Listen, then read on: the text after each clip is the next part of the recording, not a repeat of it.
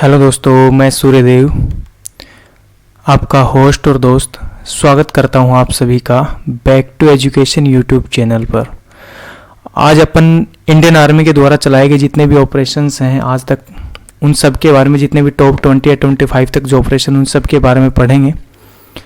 और Indian army के पराक्रम और शौर्य का कोई जवाब नहीं है, उनकी बहादुरी का कोई जवाब नहीं है, उनके सामने कुछ भी असंभव नहीं है, कुछ भी डिफ़िकल्ट नहीं है।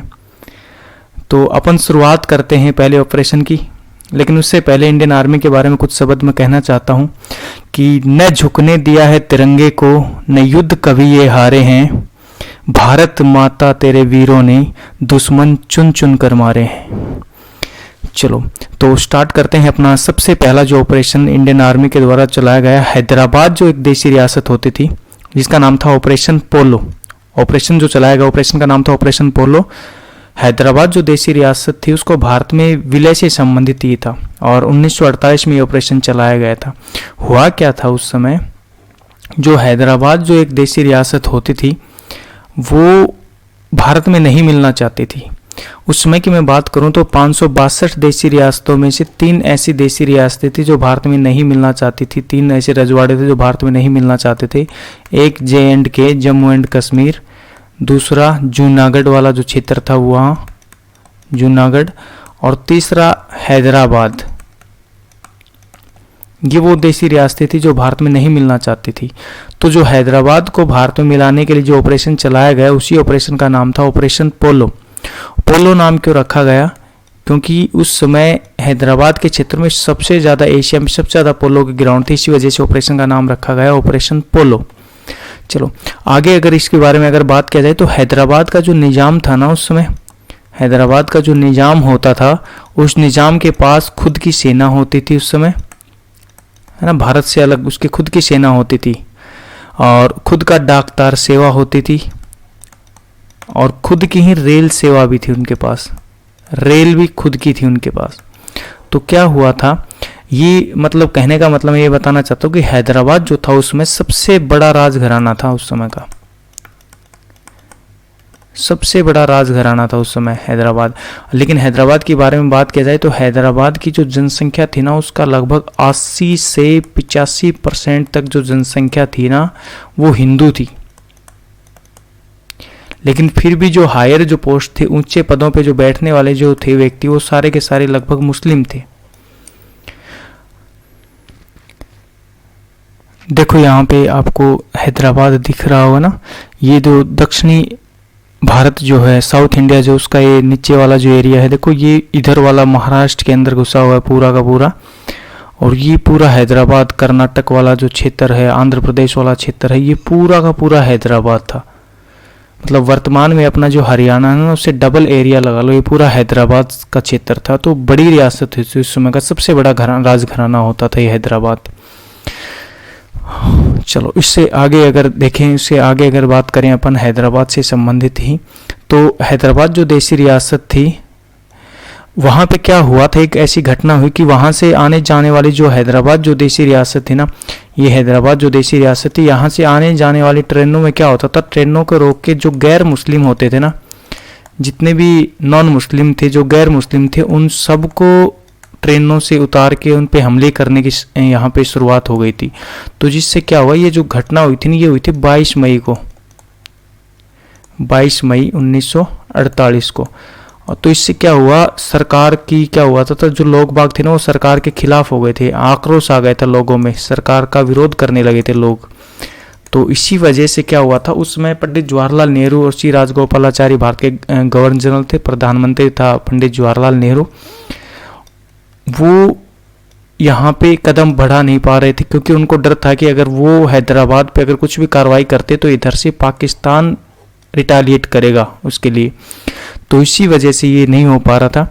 और उधर जो था हैदराबाद का जो निज़ाम था वो क्या कर रहा है, इसके साथ साथ जो USA का उस समय जो राष्ट्रपति जो होता था ना, वो था Truman, Henry Truman. Henry Truman से सहायता मांग रहा, देखो हेनरी ट्रूमैन से सहायता मांग रहा है। उसके अलावा जो हैदराबाद का जो निज़ाम था वो राष्ट्रमंडल जो था ना, राष्ट्रमंडल जो ग्रुप है, राष्ट्रमंडल कॉमनवेल्थ, उसका सदस्य बनने के लिए ब्रिटेन के जो उस समय का जो प्रधानमंत्री था एटली, उससे कह रहा है कि मुझे राष्ट्रमंडल का सदस्य बना लो, लेकिन एटली ने इसका जो प्रस्ताव था वो ठुकरा दिया था, है ना। उसके अलावा जिन्ना से बोल रहा है कि मुझे पाकिस्तान में मिलना है ना, तो जिन्ना ने भी आगे इसमें कार्रवाई नहीं कर पाया, क्योंकि जिन्ना को पता था भारत प्रतिक्रिया करेगा इसको लेके, तो हाथ पैर मार रहा है क्योंकि इसको भारत में नहीं मिलना था, ठीक है। उसके बाद बात करें तो वल्लभ भाई पटेल के अगर बारे में बात की जाए, वल्लभ भाई पटेल, तो वल्लभ भाई पटेल ने क्या किया, यहाँ पे एक ऑपरेशन लॉन्च किया, वो ही ऑपरेशन पोलो। क्योंकि वल्लभ भाई पटेल कहते थे कि जो हैदराबाद है ना, ये भारत की पीठ में एक कैंसर के बराबर है, इसको बर्दाश्त नहीं किया जा सकता, क्योंकि आगे चल के ये खा जाएगा भारत को। तो यहाँ पे क्या हुआ, जब ये ऑपरेशन की शुरुआत होने वाली थी ना, पोलो ऑपरेशन की जिस दौरान शुरुआत होने वाली थी, उसी दौरान क्या हुआ, 2 दिन पहले ही 11 सितंबर 1948 को मोहम्मद अली जिन्ना का देहांत हो गया। मोहम्मद अली जिन्ना चल बसे, और ऑपरेशन पोलो की जो शुरुआत की गई वो की गई 13 सितंबर को 1948 को। 13 सितंबर 1948 को भारतीय जो सेना जो थी उसको उतार दिया गया था हैदराबाद में, और ये ऑपरेशन लगभग 108-110 घंटे तक चला था। 17 सितंबर तक 1948 तक ये ऑपरेशन चला, और 17 सितंबर को हैदराबाद के निज़ाम ने हथियार डाल दिए और हैदराबाद पे कब्जा हो गया इंडियन आर्मी का। हैदराबाद को पूरी तरह ऑक्यूपाई कर लिया था इंडियन आर्मी के द्वारा, और वहाँ पे जो मेजर जनरल था जो लीड कर रहा था इंडियन आर्मी को, वो था JN चौधरी। JN चौधरी उस समय लीड कर रहा था भारतीय सेना को, और हैदराबाद को मिला लिया गया पुलिस कार्रवाई के द्वारा, भारत के अंदर मिला लिया गया था। यहाँ पे देखो आप कैसे हैदराबाद का जो निज़ाम है वो वल्लभ भाई पटेल जब एयरपोर्ट पर उतरते तो उनके सामने कैसे सलाम, पहले आंखें चुरा रहा था, फिर आके ऐसे मिलने लगता है, ठीक है। इसके अलावा अगर बात की जाए हैदराबाद के बारे में ही, हैदराबाद के बारे में और अगर बात की जाए यहाँ पे, तो हैदराबाद अगर की स्थापना की बात करें कि हैदराबाद जो शहर है उसकी स्थापना किसके द्वारा की गई थी, हैदराबाद की स्थापना के बारे में बात की जाए तो हैदराबाद की स्थापना 1591 में की गई थी, और किसके द्वारा की गई थी, मोहम्मद कुली कुतुब शाह के द्वारा। मोहम्मद कुली कुतुब शाह के द्वारा इसकी स्थापना की गई थी, और 1591 में स्थापना की गई थी। हैदराबाद कौन सी नदी के किनारे स्थित है, तो याद रखना हैदराबाद मूसी नदी के किनारे स्थित है। मूसी नदी किसकी सहायक नदी है, मूसी नदी अपना पानी कौन सी नदी में डालती है, तो मूसी नदी कौन सी नदी की सहायक है, कृष्णा नदी की सहायक है मूसी नदी। और नेक्स्ट अगर पूछ रहे कि हैदराबाद का पुराना जो नाम था वो क्या होता था, तो पुराना नाम था गोलकुंडा। हैदराबाद का पुराना नाम होता था गोलकुंडा। उसके अलावा हैदराबाद का जुड़वा शहर किसको कहा जाता, तो हैदराबाद का जो जुड़वा शहर कहा जाता वो कहा जाता है सिकंदराबाद को। हैदराबाद का जुड़वा शहर कहा जाता है सिकंदराबाद को। और हैदराबाद को ही एक बात और याद रख लेना, हैदराबाद को ही मोतियों का शहर भी कहा जाता है। तो इतना काफ़ी हैदराबाद के बारे में। चलो नेक्स्ट ऑपरेशन की तरफ चलते हैं अपना, ऑपरेशन बाइसन। ऑपरेशन बाइसन की बात की जाए तो ऑपरेशन बाइसन जो चला था वो जम्मू कश्मीर में चला था। जिस समय जम्मू कश्मीर पे जो पाकिस्तानी सेना ने, पाकिस्तानी कबीलाई के रूप में जो पाकिस्तानी सेना जो अपना बहरूपी बन के जो आए थे 1947 में आक्रमण किया था, तो 1948 में जो पाकिस्तान जो अपना भारत जो है ना, भारत में बात किया जाए जम्मू कश्मीर की बात की जाए तो जम्मू कश्मीर में एक पास है जोजिला दर्रा। जोजिला जो दर्रा है इधर श्रीनगर है, ये श्रीनगर को किससे लिंक करता है, इधर ले। अगर श्रीनगर से बाई रोड अगर हमें ले आना तो हमें जोजिला दर्रे को क्रॉस करके ही आना पड़ता है। और उस दौरान क्या हुआ, पाकिस्तान की जो सेना जो इस क्षेत्र में घुस गई थी जम्मू कश्मीर में, बाकी डिटेल में अपन जम्मू कश्मीर के बारे में अलग से पढ़ेंगे अपन। तो क्या हुआ था, जो जोजिला दर्रा था उसको ऑक्यूपाई कर लिया था, उसको अधिकार ले लिया था, स्ट्रॉन्ग अधिकार हो गया था यहाँ पे किसका, पाकिस्तानी सेना का। उस पर आके बैठ गई थी जोजिला दर्रा। और जोजिला दर्रा से आगे ही द्रास सेक्टर है, कारगिल है, ठीक है। तो उन सब पे कब्जा कर लिया था किसने, पाकिस्तानी आर्मी ने। अब क्या हुआ, इंडियन आर्मी ने यहाँ पे ऑपरेशन चलाया, बहुत ही डिफिकल्ट टास्क था ये इंडियन आर्मी के लिए। हुआ क्या, यहाँ पे क्योंकि हाई एल्टीट्यूड पे जोजिला जो दर्रा है वो लगभग 11,500 फीट की हाइट पे है समुंदर से, तो क्या हुआ यहाँ पे हथियार लाना, टैंक लाना बहुत डिफ़िकल्ट काम था यहाँ पे। तो क्या हुआ उस समय, हुआ क्या था, पाकिस्तान जो था ना, पाकिस्तान ने गुस्ताखी क्या की यहाँ पे, पाकिस्तान ने गुस्ताखी की कि पाकिस्तान चाहता था कि वो क्या करेगा, कश्मीर छीन लेगा भारत से। और यहाँ पे क्या हुआ, जोजिला दर्रे पे कब्जा करके ऑपरेशन बाइसन इंडियन आर्मी के द्वारा चलाया गया। और बाइसन ऑपरेशन से क्या हुआ, बहुत सारे टैंक यहाँ पे लाए गए इंडियन आर्मी के द्वारा, बहुत ही डिफिकल्ट से, क्योंकि रास्ता भी नहीं था, बहुत सारा कच्चा रास्ता था यहाँ पे, ऑफ रोड था सारा का सारा। और यहाँ पे ला के उनको खदेड़ा गया, पाकिस्तानी लोगों को यहाँ से भगाया गया। तो जोजिला दर्रा बहुत ही राजनीतिक महत्व भारत के लिए, सामरिक महत्व जोजिला दर्रा, क्योंकि इस पर अगर कब्जा होगा तो लेह का कनेक्शन भारत से कट जाएगा। ठीक है, तो इसी वजह से जोजिला, जो द्रास जो सेक्टर है या कारगिल जो है, वहाँ से इनको भगाया गया। तो वो जो ऑपरेशन था, उसी ऑपरेशन का नाम था ऑपरेशन बाइसन। चलो नेक्स्ट देखो, ये आपके सामने एक स्लाइड है, यहाँ पे आपको सब नज़र आ रहा होगा। देखो कैसे टैंक लेके आए हैं। ये जो टैंक था इसका नाम था M5 जो टैंक है वो इंडियन आर्मी, देखो ये जो पास, ये जो दिखा रहे हैं ना आपको, ये जोजिला दर्रा है, जोजिला पास ही है। और यहाँ पे टैंक लेके आ गए थे इंडियन आर्मी वाले ना। नेक्स्ट देखो, ये जोजिला दर्रे पे हमने फतेह कर लिया था। ये जो सारे इंडियन आर्मी के जो सैनिक जो हो जोजिला पास पे अपना सेलिब्रेशन कर रहे हैं, इस पे अपना ऑक्यूपाई होने के बाद, इस पे अपना कब्जा करने के बाद। चलो नेक्स्ट स्लाइड की तरफ चलें। तो देखो ये यहाँ पे मैं दिखाता हूँ आपको कैसे। देखो ये जैसे ये श्रीनगर है, श्रीनगर आपको दिख रहा होगा मैप में, ये है श्रीनगर। अगर श्रीनगर से अगर हमें लेह जाना है ना, श्रीनगर से हम आएंगे सोनमर्ग, और सोनमर्ग से हमें जोजिला पास होके आना पड़ेगा। जोजिला से द्रास होते हुए, कारगिल होते हुए हम आएंगे लेह। और इसी जोजिला पास पे आके बैठ गए थे पाकिस्तानी वाले, क्योंकि इनको पता था कि जोजिला पास बहुत ही इंपॉर्टेंट है भारत के लिए, क्योंकि अगर लेह से हमें कनेक्शन रखना है तो इससे खुला रखना होगा। चलो नेक्स्ट स्लाइड की तरफ अगर चलें तो देखो, जोजिला पास से थोड़ा सा आगे ही, जोजिला पास से जैसे ही चलते हैं ना, थोड़ा सा आगे चलते हैं, एक स्थान आता है गुमरी करके एक स्थान आता है। और गुमरी जो स्थान है ना, गुमरी में ही एक वार मेमोरियल बनाया गया है, जो जोजिला पास पे जो भी सैनिक जो शहीद हुए थे उनकी याद में जोजिला वार मेमोरियल बनाया गया है। आप जब भी वहाँ घूमने जाओ उस तरफ से, जोजिला से अगर होते हो, अभी तो जोजिला में टनल बन रही है, अभी बहुत ज़्यादा जो टेरेन एरिया था वो अभी देखने को नहीं मिलेगा वहाँ पे आपको। टनल से होते हुए हम जैसे अभी मनाली से अगर हमें कलोंग अगर जाना हो, ले जाना हो, तो अटल टनल जैसे बन गई, वैसे जोजिला पास पे भी टनल बनाई जा रही है, क्योंकि बहुत ही डिफिकल्ट पास, बहुत ही टेरेन पास है, ये खतरनाक पासों में भारत का नाम आता है। तो गुमरी जो स्थान है ना, गुमरी में क्या है, एक वार मेमोरियल याद के लिए बनाया गया ये। ठीक है, चलो नेक्स्ट ऑपरेशन की तरफ चलें। तो ऑपरेशन ईजी, ये भी 1948 की बातें, उसी समय की बातें हैं 1948 की, जिस समय पाकिस्तान ने आक्रमण किया था जम्मू कश्मीर पे। तो पूंछ में जो भारतीय सेना ने जो ऑपरेशन चलाया था पूंछ सेक्टर में, तो वो था ऑपरेशन ईजी, है ना। नेक्स्ट ऑपरेशन इरेज, ये भी 1948 में, ये गुरेज जो सेक्टर था जम्मू कश्मीर में, वहाँ पे चलाया गया था। गुरेज सेक्टर की अगर बात करें तो आपको मैं दिखा देता हूँ गुरेज कहाँ पे। देखो ये यहाँ पे, ये जो दिख रहा है ये है गुरेज सेक्टर, यहाँ पे चलाया गया था। और पूंछ वाला जो एरिया वो ये वाला, यहाँ पे चलाया गया था इंडियन आर्मी के द्वारा ऑपरेशन कौन सा, ईजी। यहाँ ऑपरेशन ईजी चलाया गया था, और यहाँ ऑपरेशन इरेज चलाया गया था इंडियन आर्मी के द्वारा। चलो नेक्स्ट ऑपरेशन की तरफ अगर चलें अपन, तो नेक्स्ट है अपना ऑपरेशन विजय। ऑपरेशन विजय के बारे में सबको पता होगा लगभग। ऑपरेशन विजय का जो संबंध है वो गोवा से पुर्तगालियों को भगाने से संबंधित है। पुर्तगालियों के बारे में अगर ये ऑपरेशन चलाया गया था 1961 में, और गोवा पे अपना पूर्ण अधिकार जो हो गया था वो 19 दिसंबर को अपन सक्सेस हो गए थे पुर्तगालियों के यहाँ से कंप्लीटली भगाने के लिए। 19 दिसंबर 1961 को ही गोवा मुक्ति दिवस के रूप में भी मनाया जाता है, गोवा लिबरेशन डे के रूप में मनाया जाता है। पुर्तगाली जो आए थे ना भारत में, पुर्तगाली सबसे पहले आए थे 1498 में, और पुर्तगालियों में सबसे पहले कौन आया था भारत में, वो आया था वास्को डी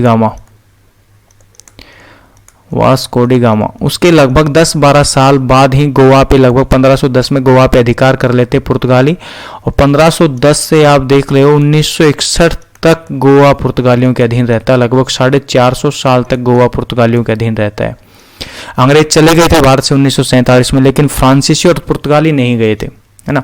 पुर्तगाली कहते थे कि जिस समय हम भारत में आए थे उसमें भारत गणराज्य नहीं था और गोवा भारत का हिस्सा नहीं था, इसलिए गोवा पे हम यहीं रहेंगे। और आगे चल के क्या हुआ था, गोवा के अलावा एक और भी एरिया था, टेरिटरी थी भारत की, दमन दीव। दमन दीव पे भी पुर्तगाली ही थे, दादर नगर हवेली पे भी थे, लेकिन वहां से पहले चले गए थे। दमन दीव और गोवा में 1961 से ही यहाँ से गए हैं। यहाँ भी क्या होता था, इंडियन आर्मी गई थी गोवा में, लगभग 36 आवर तक ऑपरेशन चला था इंडियन आर्मी का। और उसके बाद जो वहाँ का जो पुर्तगाली जो गवर्नर वहाँ पे जो बैठा हुआ था, मैनुअल एंटोनिया उसको नाम था, मैनुअल एंटोनिया, वो वहाँ से भाग गया था, है ना। और उसके बाद गोवा में अपना अधिकार हो गया था 19 दिसंबर 1961 को। केंद्र शासित प्रदेश बनाया गया गोवा को, उसके बाद पूर्ण राज्य का दर्जा 87 में इसको दिया गया था। चलो, ये जो क्रांति लाने वाला जो व्यक्ति था ना गोवा में आजादी की, वो कौन था, आपने नाम सुना होगा, राम मनोहर लोहिया। राम मनोहर लोहिया। क्या हुआ था, राम मनोहर लोहिया जो थे, उनका एक दोस्त था वकील जो गोवा में रहता था, वो 1946 में इसको घूमने के लिए बुलाते, तो वहां पे जाके देखता कि वहां पे लोगों के कोई भी राइट नहीं है, वहां पे ना तो सभा कर सकते हैं ना इकट्ठे हो सकते हैं लोग, क्योंकि पुर्तगालियों को डर था कि भारत में आज़ादी की लहर अभी है, कभी इनको ना भगा दे यहाँ से, क्योंकि उसमें बहुत ज़्यादा जो भारत में रिवोल्यूशनरी मूवमेंट चले हुए थे उस समय 1946-47 की अगर अपन बात करें तो हुआ क्या था, जो राम मनोहर लोहिया जो थे उन गोवा में क्रांति की शुरुआत की। उन्होंने गोवा वाले जो भी लोग थे, नागरिक थे, उनको वहाँ पे जागरूक किया कि आपको आज़ादी के लिए सब कुछ करना चाहिए। तो आगे चल के राम मनोहर लोहिया को गिरफ्तार कर लिया जाता है और गोवा में आने के लिए 5 साल का बैन भी लगा दिया जाता है, लेकिन फिर भी जाते हैं। गांधी के इंटरफेयर की वजह से राम मनोहर लोहिया को छोड़ दिया जाता है अंग्रेजों के द्वारा, ठीक है। चलो, फिर आगे चल के क्रांति स्टार्ट हो जाती है और गोवा पुर्तगालियों से आज़ाद हो जाता है। लेकिन यहाँ पे अगर बात की जाए तो भारत सरकार क्यों डर रही थी गोवा पुर्तगालियों पे ऑक्यूपाई, क्योंकि पुर्तगाल जो था ना, देश की अगर बात करूँ तो पुर्तगाल जो था उसमें नाटो का सदस्य था, North Atlantic Treaty Organization, NATO का सदस्य तो था पुर्तगाल। और जवाहरलाल नेहरू नहीं चाहते थे कि सैनिक टकराव हो, क्योंकि जवाहरलाल नेहरू सैनिक टकराव से बचना चाहते थे। और जवाहरलाल नेहरू कहते थे कि भाई गोवा में जो पुर्तगाली है ना, वो अपने गाल पे एक छोटी सी फुंसी है और फुंसी को कभी भी बोलो मसल देंगे, है ना। उनको नहीं पता था कि आगे चल के बहुत बड़ी और दिक्कत होने वाली थी पुर्तगाली यहाँ पे अगर रहते तो। 3000 के समथिंग सैनिक वहाँ पे भेजे गए थे गोवा में, जो ऑपरेशन चला गया था इंडियन आर्मी के, और गोवा को हमने अपने अधिकार क्षेत्र में ले लिया था। चलो, नेक्स्ट ऑपरेशन की तरफ चलें तो अपना ये जो ऑपरेशन है, ऑपरेशन स्टीपल चेंज, ये जो ऑपरेशन है उस समय जो भारत का जो प्रधानमंत्री जो होता था वो था इंदिरा गांधी। इंदिरा गांधी के द्वारा इसकी शुरुआत की गई थी और 1971 में, और किनके खिलाफ, नक्सल और जो माओवादी थे उनके खिलाफ इनकी शुरुआत की गई थी। इंडियन आर्मी के द्वारा नक्सलियों के खिलाफ कार्रवाई की गई थी। और आप देख पा रहे होंगे ये जो मैप है, इसमें 2007 में कितना एरिया इंडिया का जो था अफेक्टेड था नक्सल से। ये पूरा का पूरा एरिया जो है ये नक्सलवाद से ग्रसित था, ये पूरा का पूरा बिहार के इस बॉर्डर से लेकर नीचे लास्ट में तमिलनाडु के बिल्कुल लास्ट तक ये पूरा एरिया। उसके बाद 2013 में कम होता चला गया, जो रेड एरिया दिख रहा है ना आपको वो ज़्यादा है और येलो वाला एरिया वो कम ग्रसित है। उसके बाद नेक्स्ट अगर बात की जाए उसके बाद तो आप देख पा रहे हो 2018 में कितना एरिया बचा है। जो उड़ीसा वाला जो क्षेत्र है, आंध्र प्रदेश का, महाराष्ट्र का जो पूर्वी एरिया है वो मेनली ये क्षेत्र है जो बचा हुआ है ज़्यादा, और फिर झारखंड वाला कुछ एरिया जो बचा हुआ है अभी फिलहाल, झारखंड और बिहार का दक्षिणी बिहार वाला एरिया। तो उसमें ऑपरेशन चला गया था स्टीपल चेंज, नक्सलवाद को ख़त्म करने के लिए, है ना। नक्सलवाद नक्सलवाड़ी शब्द से बना हुआ जो कि पश्चिम बंगाल में एक स्थान था। चलो नेक्स्ट ऑपरेशन की तरफ चलें तो ऑपरेशन मेघदूत, इसको लगभग सभी जानते होंगे। ऑपरेशन मेघदूत की जो शुरुआत हुई थी वो भी इंदिरा गांधी के समय ही हुई थी। इंदिरा गांधी उस समय भारत के प्रधानमंत्री थी। शुरुआत हुई थी 1984 में, और सियाचिन जो ग्लेशियर है विश्व का सबसे ऊंचा हाईएस्ट बैटल फील्ड जो है विश्व का, वहां पे अधिकार भारत का इसी ऑपरेशन के दौरान भारत का अधिकार वहां पे स्थापित हुआ था। हुआ क्या था, ये बातें हैं 13 अप्रैल की, ये बात है 13 अप्रैल 1984 को। हुआ क्या था, भारत को खबर लगती है कि पाकिस्तान क्या कर रहा है, प्लानिंग कर रहा है किस पे अधिकार करने का, सियाचिन ग्लेशियर।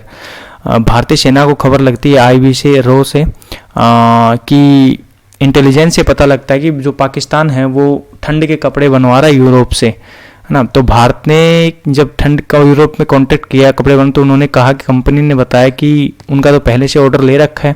बोला कौन से देश का? बोला पाकिस्तान का। तो भारत को पता लगा कि पाकिस्तान में तो -50 -40 डिग्री टेम्परेचर में कहाँ जाएगा। तो भारत को खबर लगी कि सियाचिन ग्लेशियर के लिए वो सारी प्लानिंग कर रहा है। तो उससे पहले ही भारत ने ऑर्डर दिया, तो भारत के कपड़े बन नहीं पाए। तो भारत ने क्या किया, 13 अप्रैल को ही भारतीय सेना को बिना तैयारी के ही सियाचिन ग्लेशियर में उतार दिया गया था। और सियाचिन ग्लेशियर पर जाके इंडियन आर्मी के द्वारा ग्योंगला जो पोस्ट है उस पे, बिला फोंडला उस पे, और सियाला, और आप आगे देख रहे हो इंदिरा कोल जो भारत का सबसे नॉर्दर्न पॉइंट है इंदिरा कोल। ये सारा रेड जो एरिया आप देख रहे हो ना, ये सारा का सारा सियाचिन ग्लेशियर का एरिया है। क्योंकि सियाचिन ग्लेशियर भारत का सबसे बड़ा ग्लेशियर में जिसका नाम आता है 76 किलोमीटर के समथिंग, जिसकी लंबाई पूरा बर्फ से ढका हुआ एरिया।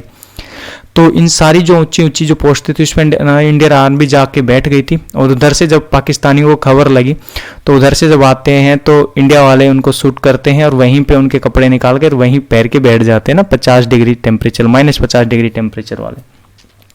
तो वो था ऑपरेशन मेघदूत, भारत का सक्सेस रहा थे। और इसके बाद भारत की छवि बन गई थी कि भाई भारत इतने हाई एल्टीट्यूड पे भी ऑपरेशन कर सकता है। और ये सियाचिन ग्लेशियर एक ऐसा क्षेत्र है कि विश्व का सबसे ऊंचा युद्ध क्षेत्र है। इतने ऊंचे युद्ध क्षेत्र में पूरे विश्व में कोई सेना नहीं लड़ती जितने भारत और पाकिस्तान वहाँ पे। और गोलीबारी से इतने लोग नहीं मिलते जितने अवलांचे से वहाँ पे मर जाते हैं, क्योंकि वहाँ पे क्या होता है, हिमस्खलन होता है, बर्फ गिर जाती है ऊपर से, है ना, और जिससे दब के सैनिकों का डेथ हो जाता है वहाँ पे। चलो इसके बाद बात की जाए तो नेक्स्ट अगर अपन बात करें ऑपरेशन मेघदूत के बारे में और अगर डिटेल में अगर बात की जाए तो ये आप मैप आप अगर आपको दिख रहा होगा तो ये देखो, ये जो लाइन है ना, ये जो लाइन है यहाँ से, ये जो लाइन है, ये लाइन, इस लाइन को कहा जाता है LOC, लाइन ऑफ कंट्रोल। और यहाँ से ये जो लाइन है, ये जो ग्रीन वाली जो दिख रही है, ये लाइन है, इस लाइन को कहा जाता है LAC, line of actual control. और इधर वाला जो ये जो सारा क्षेत्र है ये चाइना ने ऑक्यूपाई किया हुआ अपना अक्साई चीन जिसको कहा जाता है। और ये जो इधर से ऊपर का जो एरिया सारा गिलगित बल्तिस्तान कहलाया जाता है, यहाँ पे पाकिस्तान का अधिकार है। और ये इस वाले क्षेत्र को क्या कहते हैं, हम POK कहते हैं, जिसको पाकिस्तान आज़ाद कश्मीर कहता है ना। पाकिस्तान इसको आज़ाद कश्मीर कहता है लेकिन हम इसको POK, पाक ऑक्यूपाइड कश्मीर अपन कहते हैं। ठीक है, पाकिस्तान कहता है कि मैंने इसको आज़ाद करवा लिया, इसको आज़ाद करवाना बाकी है। पाकिस्तान इसको गुलाम कश्मीर कहता है। ठीक है, चलो। और ये जो एरिया जो अलग से जो एरिया ये जो दिखाया गया है, ये एरिया भारत का है, पूरा का पूरा जम्मू कश्मीर भारत का है। लेकिन ये क्या हुआ था, 1963 में पाकिस्तान ने गिफ्ट दे दिया था चाइना को। तो ये अपन क्षेत्र अपन गिफ्ट खेल रहे हैं दोनों, पाकिस्तान और चाइना। तो ये जो क्षेत्र लगभग 5000 वर्ग किलोमीटर का एरिया 1963 में, जब 1962 में भारत और चाइना का जो युद्ध होता है उससे डर के पाकिस्तान चाइना को गिफ्ट में दे देता है ये एरिया। और ये जो एरिया, ये जो यहाँ पे ये जो क्षेत्र है, ये सारा का सारा जो क्षेत्र है ये है सियाचिन ग्लेशियर, है ना। तो इसी का विवाद था सियाचिन ग्लेशियर का, जो 1984 में ऑपरेशन मेघदूत के तहत भारतीय सेना ने इसको ऑक्यूपाई कर लिया था। चलो नेक्स्ट, इसके अलावा और अगर बात की जाए तो देखो मैं आपको थोड़ा सा और अगर इसके बारे में डिटेल में अगर बता दूं तो क्या हुआ था वहाँ पे एक्चुअली में।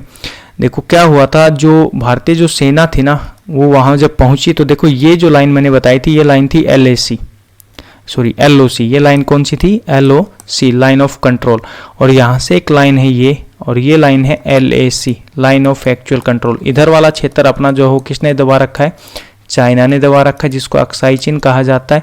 इधर वाला ये सारा क्षेत्र किसने ऑक्यूपाई किया, पाकिस्तान, जिसको अपन POK कहते थे, पाक ऑक्यूपाइड कश्मीर।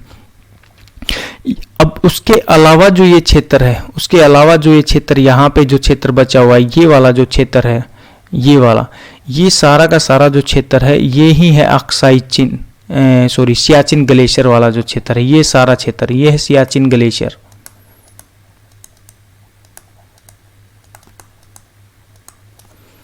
और सियाचिन ग्लेशियर विश्व का सबसे ऊंचा क्षेत्र है, लगभग 1200 मीटर की हाइट पे, ये भी 12,000 मीटर के हाइट पे सियाचिन ग्लेशियर। हुआ क्या था यहाँ पे, ये जो लाइन यहाँ थी जो मैंने LOC जो खींची है, इस पॉइंट तक, यहाँ पे एक पॉइंट है उसका नाम है NJ9842। इस पॉइंट से लेके और भारत क्या मानता है कि इस पॉइंट से जो लाइन है, इस पॉइंट से लेके भारत मानता है कि इस पॉइंट से लेकर ये लाइन है ना, ये लाइन भारत मानता है कि यहाँ पे एक पास है जो भारत का नॉर्दर्न पॉइंट जिसको माना जाता है इंदिरा कोल, NJ 9842 से लेके इंदिरा कोल तक की जो लाइन है ना, इस लाइन को कहा जाता है AGPL, actual ground position line. क्या कहा जाता है? एक्चुअल ग्राउंड पोजीशन लाइन, वास्तविक भूमि स्थिति रेखा कहा जाता है AGPL। लेकिन पाकिस्तान क्या कहता है कि पाकिस्तान कहता है कि जो NJ 9842 से लेके ये जो एरिया यहाँ पे एक पास है काराकोरम दर्रा, पाकिस्तान कहता है कि ये सारा हमारा एरिया है और भारत इस रेखा को मानता। तो ये विवाद यही है सियाचिन ग्लेशियर वाला। ठीक है, चलो नेक्स्ट अगर अपन चलते हैं, इसके अलावा operation blue star. Operation blue star के बारे में बात किया जाए तो ऑपरेशन ब्लू स्टार का संबंध किससे है? जो गोल्डन टेम्पल नहीं है, गोल्डन टेम्पल जो है अमृतसर में, वहाँ पे क्या हुआ था, जो जर्नैल सिंह भिंडरवाला ने उस पर पूरा ऑक्यूपाई कर लिया था, अधिकार कर लिया था, और उसी से छुड़वाने के लिए ऑपरेशन चलाया गया था 1984 में, इंडियन आर्मी के द्वारा चलाया गया, क्योंकि भिंडरवाला ने पूरा कैंट बना दिया था वहाँ पे गोल्डन टेम्पल को।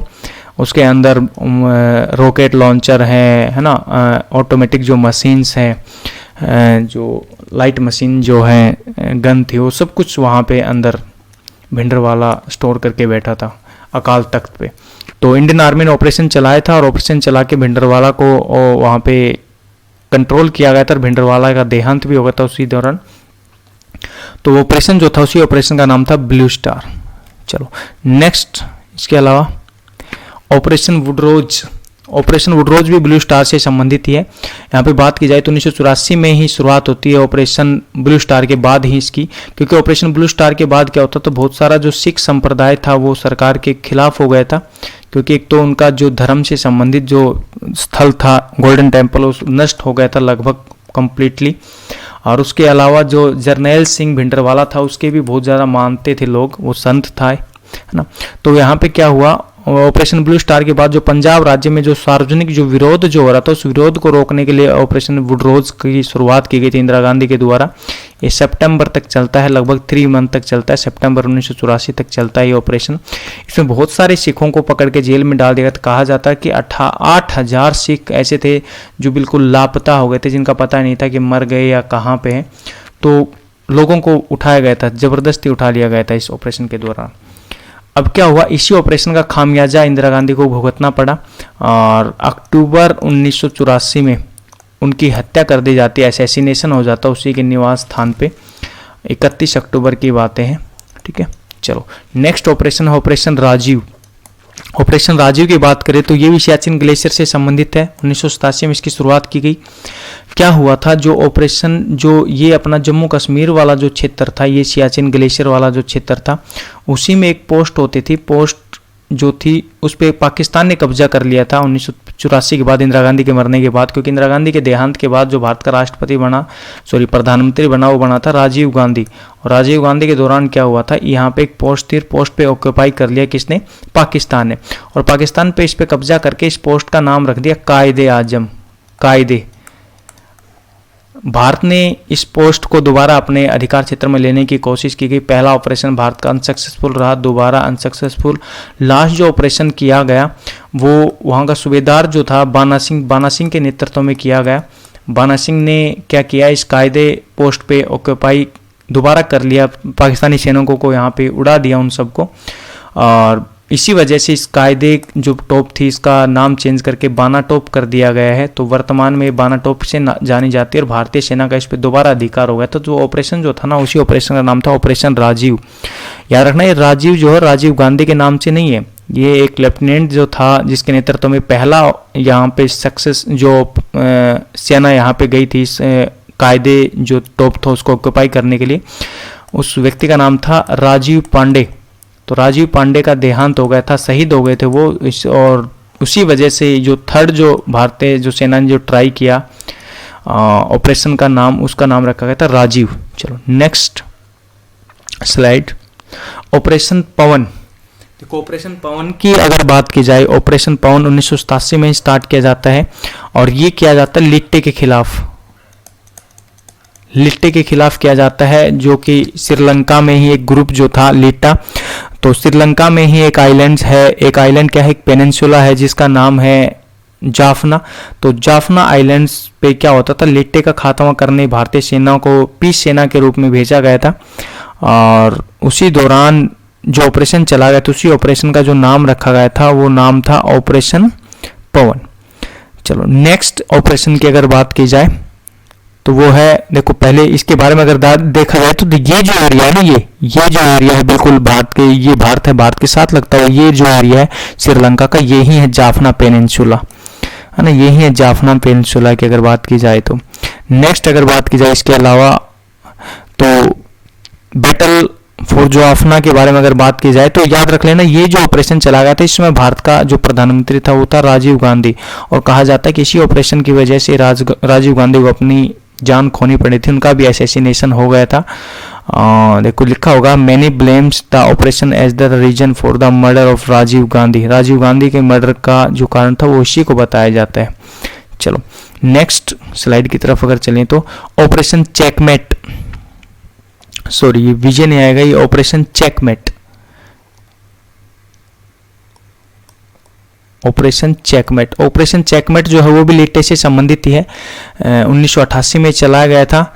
बड़ाम रांची एक नाम की एक स्थान है श्रीलंका में, बड़ाम रांची श्रीलंका में, वहाँ पे लिट्टे को खत्मे के लिए एक नया ऑपरेशन चलाया गया था इंडियन आर्मी के दौरान।